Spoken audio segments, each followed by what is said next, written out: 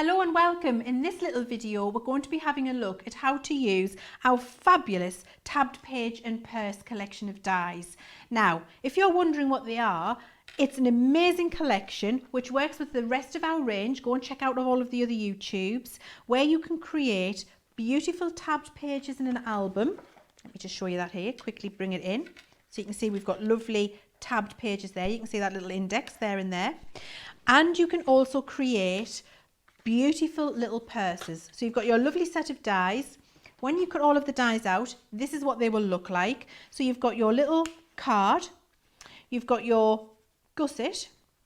So this is the outside of the envelope actually. It can be a card as well, that goes inside, but we'll come back to that in a second. Then you've got your little gusset, you've got your envelope flap, and you've got your die which does all of the little indexing for you, and then all of these beautiful decorative accessories. When you join them together, this is what you create. So you can see you've got that wonderful little envelope there. And then when it's decorated, this is what it looks like. So we're going to take some time now just to have a look at exactly how we put those together to get that fabulous effect. The tabbed page and pocket die set is a really usable little one, which I do find myself going back to time and time. Again, very quick and easy to use. So I've cut out the main pieces I need to create my purse card, tabbed page and purse card. And I've got the purse base, the purse flap, the purse gusset, and then we're going to have a little talk about this decorative edge in a second, because this is what creates the tabbed page element of it. So we'll come back to that last. Okay, so I'll move this to the side for now. So first things first, the purse base, the main body of your purse, I have got lined up here, and it's already been run through my machine, but I want you to see how it works, because this was and is a half fold piece of cardstock that you can see there. So a full piece of half fold cardstock. You don't have to be as generous as I'm being. This is just to demonstrate it for you. I'm sure you'll get better value out of your card and out of your decorative pieces at home. So I've positioned my die at the top on the fold, and the good thing about this die is it only cuts on these 3 lines. It does not have a cut line here, which means it sits on the fold of the card, but it won't cut it off. So when I remove my positionable tape, my repositionable tape here, which I've just done to keep it nice and straight along the top of that fold, and I would suggest you do the same thing, the die comes away, and what that's done for me is cut the perfect size purse body to work with my gussets and my envelope flap. So that's all done, and it's cut and scored already in one pass. I don't have to do anything else. So that's ready. Then I take my 2 little gussets, my 2 side pieces, and I've cut 4 here just in case I needed spares. So you only need 2. And we're going to fold this in a fan manner. Now the thing to mention about this die is not only does it cut the correct shaped piece, but it puts all of your score lines in exactly the right place. So you don't have to worry about getting out a scoreboard and remembering how far to score it. So when I say in a fan manner, that simply means the first one comes towards you, burnish, and then it goes away from you, burnish, towards you, burnish, and you've got a little letter M or a W, depending on which side you're looking at it from. But we've got a valley, a mountain and a valley. That's really important. And then we're going to do the same with the second piece. So in a fan manner, really important to burnish it. I'm actually using a 300 GSM card for this, but they're really nice done from our 180 GSM decorative paper pads. They're really lovely. So you can use it from a much lighter weight paper or cardstock if you want to. You don't have to do it with a sturdy 300 GSM as I am. I'm also going to take the purse closure, the purse flap, and again, when I've cut this, it's cut the outside and it's put the score line on for me in the right place. So I just need to fold that over on the score line and burnish. And I've got all of my pieces ready now to assemble my pocket. So I need my glue pen. I then open my purse body and I apply tape pen or wet glue down all 4 of the short sides straight away. Then I take one of my little gussets here and I'm pointing in my mountain, my valley folds to the outside, my mountain to the inside.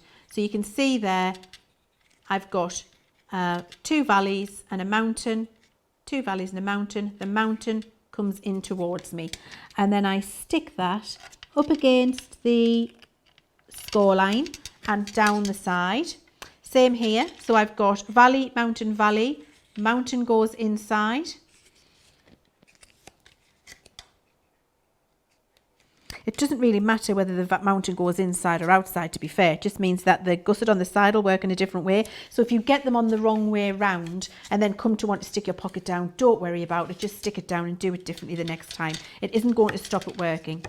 Then when I've done that, because I put the glue already on these 2 short sides, I can fold this in and fold it over. Get that in the perfect place. Give it a good burnish. And I've got my perfect little pocket, gusseted pocket, ready for the flap. So I'm going to take my little purse flap now, and I just run a line of tape pen along the back of this edge. Could be wet glue.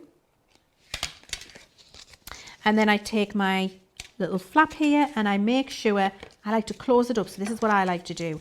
And I like to get the score line fitting just on top of the purse when it's all squidged up and closed, so you can see that there. And then when I've done that, I lie it down and just rub that little flap into place so that it's grabbed on. If you prefer, if you're not confident at getting your glue line in the right place here, you could add the glue line to the inside of the flap before you do that. And that means that my little purse has got flap in the perfect position. Give it a good rub and a burnish.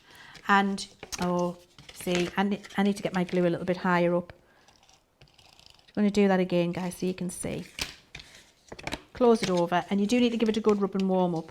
And you can do it from any weight of card. There we go, that's better. Glue line in the right place. And my little flap's in place now on my envelope, and it's ready to close. And you can, if you want to, use your little craft magnets, put one in here and one inside here, and it will clip and stay closed if you would like to do that. Entirely up to you. So the other die in this set, which is really useful and gives you the tabbed page part, is this tabbed page for your memory albums. Now, this little scallop, so this is 6x4, 4 inches high, 6 inches wide. You cut the little scallop on the edge there, on the 4-inch edge, which gives you just a beautiful scalloped page if that's what you want, but actually gives you the ability to create tabbed pages. Now, what do I mean by tabbed pages? So this is my metal edge ruler here, and what I'm going to do with my ruler and my craft knife is line up where I need to take these off. There we go. And I'm going to cut off those scallops there, so I've got one little scallop left. Then on my second page here, I'm going to do exactly the same thing, but I'm going to start from the second tab down. So get my knife in the place I need it to be, bring my ruler up, make sure I'm in place.